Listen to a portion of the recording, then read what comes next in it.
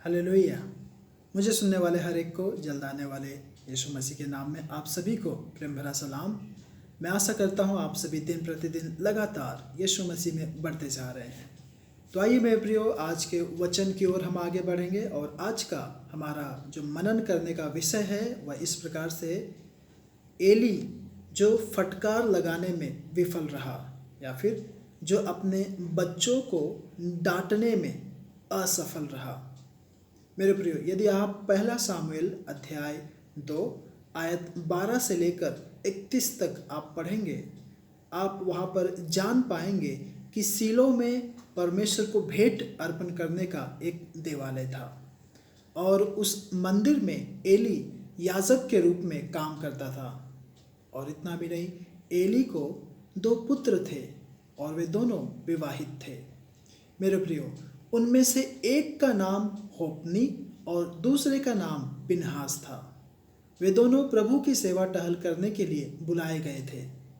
जिस प्रकार से उनका पिता एली सेवा टहल करता था, कहने का तात्पर्य यह है कि वे भी याजक के रूप में, तो उनके पुत्र भी याजक ही थे।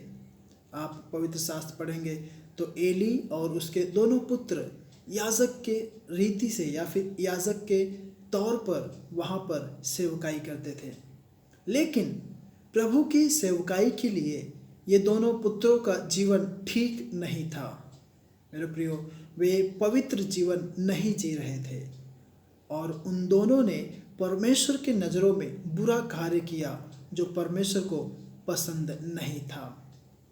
तो आइए मेरे प्रियो, हम जानेंगे, हम देखेंगे कि इन दोनों ने कौन से बुरे कार्य किए जो परमेश्वर को पसंद नहीं थे। तो मेरे प्रियो, सबसे पहली बात, यदि आप 15, 16 और 22वीं आयत पढ़ेंगे, आप जान पाएंगे कि एली के पुत्रों ने परमेश्वर के भेंट के साथ खिलवाड़ किया, उसके साथ धोखाधड़ी की। उन दोनों ने अपने फायदे के लिए वहाँ पर भेंट चढ़ाने आए हुए लोगों के हाथों से वह छीन कर वे खुद उन्होंने खाया। कहने का मतलब यह है कि उस भेंट को उन्होंने जो परमेश्वर के लिए लाया गया था बहुत ही गलत रीति से इस्तेमाल किया। और दूसरी बात वह यह, एली के दोनों पुत्रों ने वहाँ पर परमेश्वर के भवन में परमेश्वर की आराधना करने के लिए आई हुई महिलाओं के साथ उन्होंने छेड़खानी की। उन दोनों ने उन लोगों के साथ, उन महिलाओं के साथ गलत व्यवहार किया। तो ऐसे में आप सोचेंगे, एली एक याजक होने के तौर पर क्या उसने अपने पुत्रों को नहीं रोका, नहीं टोका, उन्हें समझाया नहीं? मेरे प्रियो, एली ने उन्हें समझाया। उसने कहा, मेरे पुत्रों, ऐसा ना करो, क्योंकि जो बातें मेरे सुनने में आती है वो बहुत ही बुरा है। तुम्हारे ऊपर या फिर तुम यहोवा के प्रजा के लिए एक उसके नज़रों में आप अपराध करते हो, आप मन फिराएं। लेकिन मेरे प्रियो, उन दोनों पुत्रों ने अपने पिता की बात नहीं मानी और उसका तिरस्कार किया, जिस कारण से वे दोनों प्रजा के लोगों के लिए एक श्राप का कारण बने थे। परमेश्वर के नज़रों में और लोगों के बीच में पाप करने के कारण से परमेश्वर से उन्हें कोई भी बचा नहीं सकता था। जैसा कि आप सभी को मालूम है कि पाप का फल, मेरे प्रियो, मृत्यु है। तो इसलिए परमेश्वर उन्हें उस पाप का दंड देने के लिए उन्हें मार डाले। मेरे प्रियो, अभी हम देखेंगे कि एली के पुत्रों ने कौन सी बातें नहीं मानी या फिर अस्वीकार की, या फिर दूसरे शब्दों में दोनों पुत्रों ने एली की बात क्यों नहीं मानी। आइए हम देखेंगे। सबसे पहली बात वह यह, क्योंकि वे दोनों बचपन से ही अनुशासित किए नहीं गए थे। बचपन से ही एली ने अपने दोनों बच्चों के ऊपर ध्यान नहीं दिया था। बचपन से ही एली ने अपने बच्चों को आज्ञा पालन करने का अनुशासन नहीं रखा था, उनकी चौकसी नहीं किया था, जिस कारण से उन्होंने एली की बातों को नहीं माना, अपने पिता की बातों को नहीं माना। दूसरी बात, उन दोनों को परमेश्वर का भय नहीं था। तीसरी बात, उन दोनों को परमेश्वर के लिए पवित्र जीवन यापन करने को सिखाया नहीं गया था।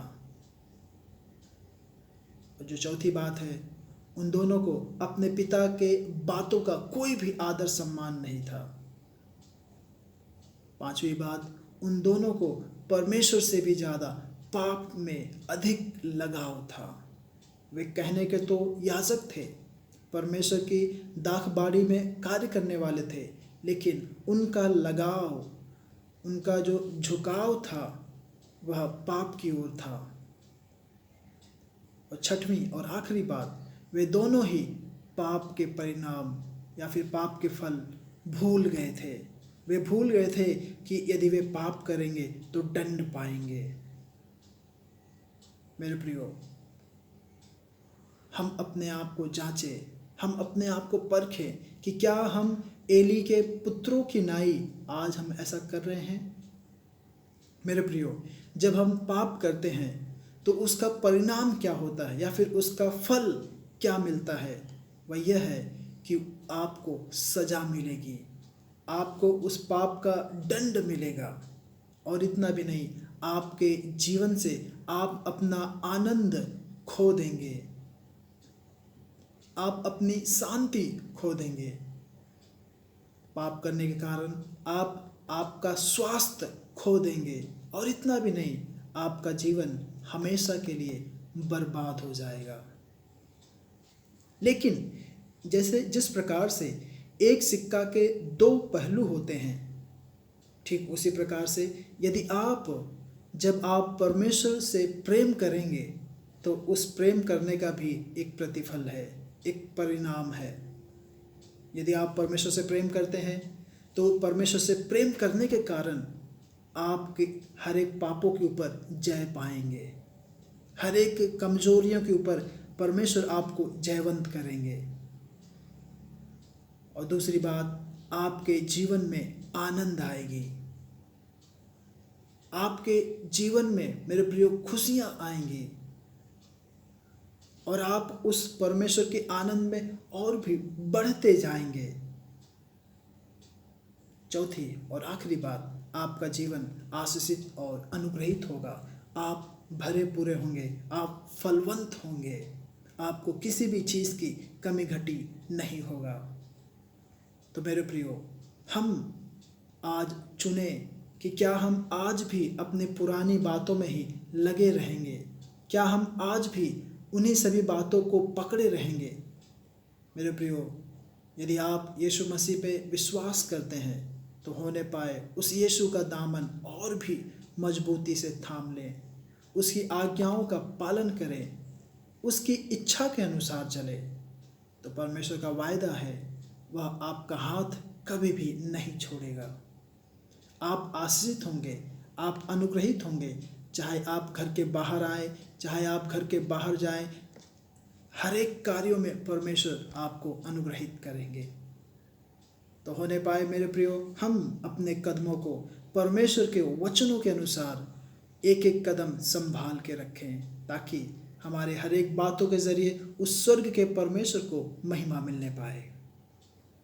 प्रभु आप सभी को इन वचनों के द्वारा आशीष करे, अनुग्रहित करे। सभी को जय मसीह की। आइए मेरे प्रियो, हम प्रार्थना करें। प्यारे प्रभु, धन्यवाद परमेश्वर, जिस प्रकार से राजा हमने इन वचनों को सुना, प्रभु जी होने दे सुनने वाले हर एक के जीवन में तू कार्य कर परमेश्वर। प्रभु जी, आपने हर एक को छुआ, स्पर्श किया, धन्यवाद कहते हैं। प्रभु जी, तुझसे अनुग्रहित होने के लिए, तुझसे आशीषित होने के लिए, आपकी हर एक आज्ञाओं को पालन करने के लिए और उस पर चलने के लिए परमेश्वर तू हर एक को सहायता मदद कर। दिन के हर एक पल में तुझे महसूस करने के लिए हर एक को तू सहायता मदद कर परमेश्वर। प्रभु जी, तूने हर एक का दामन थामा, हर एक के हाथों को थामा, धन्यवाद कहते हैं। तूने प्रार्थना विनती सुना, उत्तर दिया, धन्यवाद प्रभु। यह प्रार्थना यीशु के नाम से मांगता हूँ, आमेन आमेन। प्रभु आप सभी को आशीष करे, अनुग्रहित करे। जय मसीह की।